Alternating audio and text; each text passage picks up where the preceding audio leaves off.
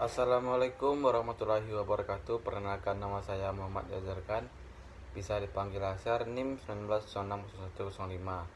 Baiklah, kali ini saya akan membahas tentang pemikiran-pemikiran Keynes. Poin yang pertama yaitu karya-karya Keynes. Sebagai seorang pakar ekonomi ulung, ia telah menulis banyak buku. Pada tahun 1993, ia menulis Indian Currency and Finance yang memperlihatkan ketertarikannya pada masalah moneter. Tulisan berikut adalah The Economic Consequence of the Place, terbit tahun 1919. Pada tahun 1992 ia menulis A Revision of the Treaty, dan pada tahun 1923 ia menulis A Tract on Monetary Reform. Dalam buku ini memperlihatkan keprihatinannya terhadap perubahan yang terjadi dalam daya beli uang. Dalam bukunya The Economic Consequence of the Peace ini, ia banyak mengkritik cara-cara yang digunakan oleh negara-negara yang menang pada Perang Dunia Pertama. Buku yang lain yaitu Treaty on Money, Trend dan dua volume pertama khusus menyajikan teori-teori tentang arti dan peran uang dalam perekonomian secara murni. Dalam volume kedua dijelaskan bagaimana teori-teori murni tentang uang tersebut diterapkan dalam perekonomian. Dalam hal itu, perlu dicatat bahwa ada beberapa bukunya yang terbit sebelum The General Theory. Keynes masih berada dalam jalur pemikiran klasik dan neoklasik. Buku The General Theory ditulis sebagai reaksi terhadap depresi besar-besaran yang terjadi tahun 30-an yang tidak berhasil dipecahkan dengan metode neoklasik dan klasik. Selanjutnya yang B itu tentang kritikan Keynes terhadap teori klasik. Kaum klasik percaya bahwa perekonomian yang dilandaskan pada kekuatan mekanisme pasar akan selalu menuju keseimbangan. Dalam proses keseimbangan, kegiatan produksi secara otomatis akan menciptakan daya beli untuk membeli barang-barang yang dihasilkan. Dalam proses keseimbangan ini tidak terjadi kelebihan dan kekurangan permintaan. Ketidakkeseimbangan seperti pasokan yang lebih besar dari permintaan dan kekurangan konsumsi. Kaum klasik juga percaya bahwa dalam keseimbangan semua sumber daya termasuk tenaga kerja akan digunakan secara penuh. Kesediaan untuk bekerja dengan tingkat upah yang lebih rendah ini akan menarik perusahaan untuk mempekerjakan mereka lebih banyak lagi. Jadi, dalam pasar persaingan sempurna, mereka yang mau bekerja nanti akan memperoleh pekerjaan yang tidak bekerja karena tingkat upah yang diatur oleh pasar. Oleh karena kaum klasik tidak digolongkan pada pengangguran, kaum klasik menyebutnya pengangguran sukarela.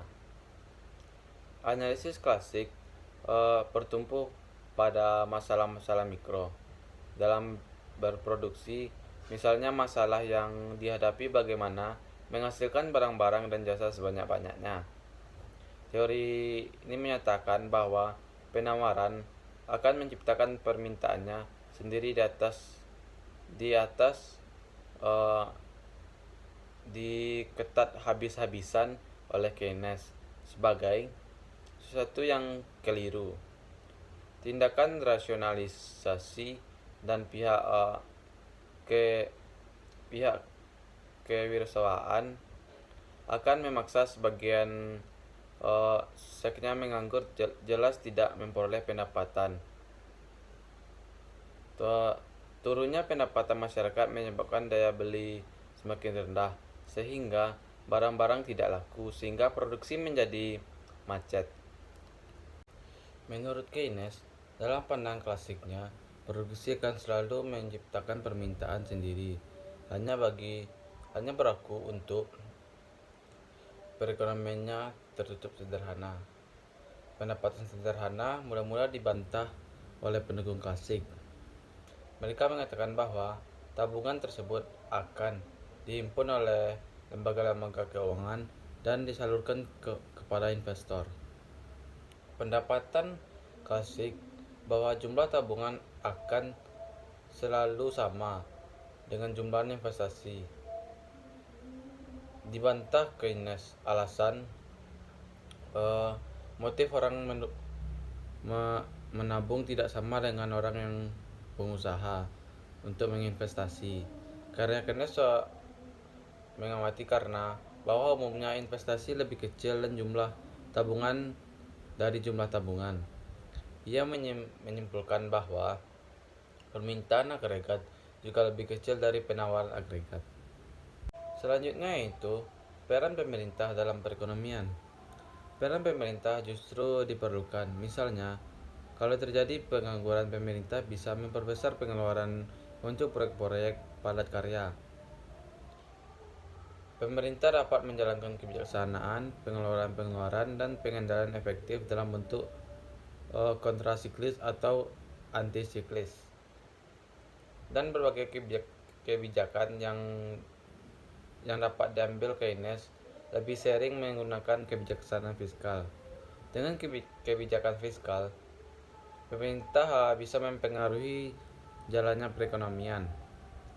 Keynes menilai bahwa jalur menuju keseimbangan dan full employment tersebut sangat penting atau sangat panjang. Jadi satu-satunya cara untuk membawa perekonomian ke arah yang diinginkan, seandainya ia lari dari posisi keseimbangan. Demikian uraian Keynes lebih lanjut, ialah lewat intervensi atau campur tangan pemerintah. Demikianlah kalau kaum klasik pada umumnya menganggap tabu campur tangan pemerintah. Menurut Keynes, campur tangan pemerintah merupakan keharusan. Campur tangan pemerintah terutama diperlihatkan kalau perekonomian berjalan tidak sesuai dengan yang diharapkan. Yang selanjutnya itu yang D, diskusi.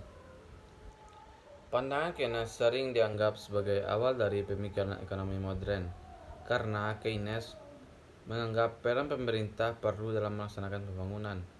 Keynes sering disebut Bapak Ekonomi Pembangunan.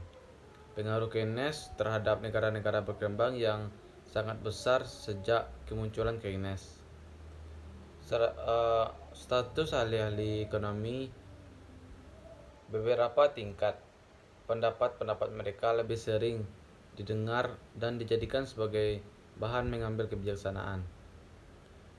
James Keynes yang merupakan anak seorang ahli ekonomi, John Neil Keynes, sering dibandingkan dengan John Stuart Mill yang juga anak seorang ahli ekonomi.